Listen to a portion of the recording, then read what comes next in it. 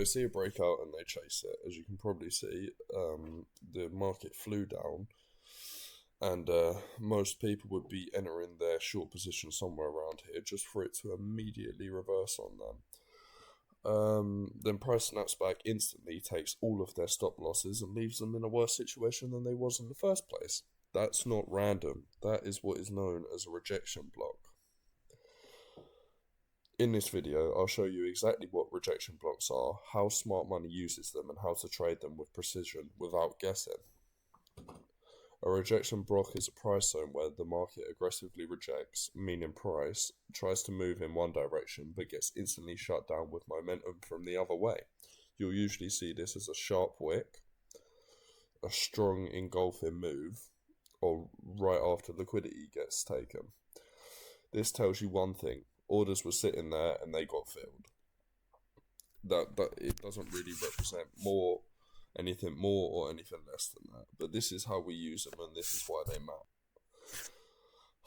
Rejection blocks matter because they reveal intent. This isn't retail noise, this is large players stepping in with size. When price returns to the same area, there's a high probability that it reacts again because unfilled orders can still be sitting there, and that is the edge you use to make your trades such high risk to reward. For example, the 1 to 18 that I caught this morning. This is how you spot a high quality rejection block. First, liquidity gets taken. Price takes out highs or lows. Second, there's an aggressive rejection to the direction that it was moving. So you want displacement, strong momentum away from the zone.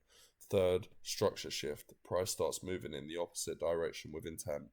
Mark the zones where the rejection block started, and that is your rejection block.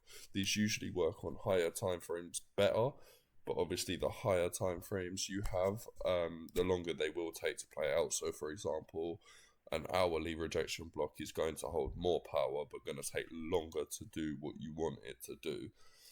Whereas a 15-minute one, for example, like this, in 15, 30, 45, an hour, in about an hour, you essentially targeted the liquidity you need, which would have been a very good trade. With regards to how you trade them, you don't chase the move, you just wait and let it play out. Market limits are your best friend in this case. You let price come back into the rejection block, mark out the center of the rejection block, usually alongside with a Fibonacci retrace. If you're sitting somewhere between the 0.62 and the 0.79, you know it's a fantastic setup.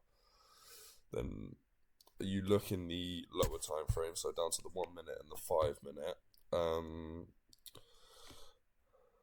Take an entry model you trust and watch it reject again. Your stop goes just beyond the block. Your target is always liquidity on the other side, so your target could have been here. They would have all been hit, and it's come back and tap into the rejection block again, so I suspect it would probably go as far up to here.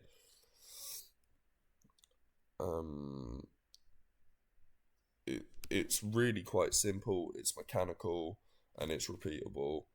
I've managed to do trades which I'll insert on the screen somewhere here. Even today, being the 23rd of the 4th, I managed to bang a 1 to 18 with rejection blocks and Fibonacci retracements. If you start treating these times like footprints of smart money, your entries become a lot cleaner and your losses more controlled. Obviously, the more you study them, the more you backtest them, the more they're gonna show themselves and how they work. So I would always advise that you backtest these before you go in and willy-nilly your 6 prop accounts to with 6 contract limits and then get fisted because of it. And yeah, essentially your best friend is patience with these. The more patient you get, the better they'll play out. And yeah, well, thank you guys for watching. That's a brief explanation of what rejection blocks are, and I will see you again soon.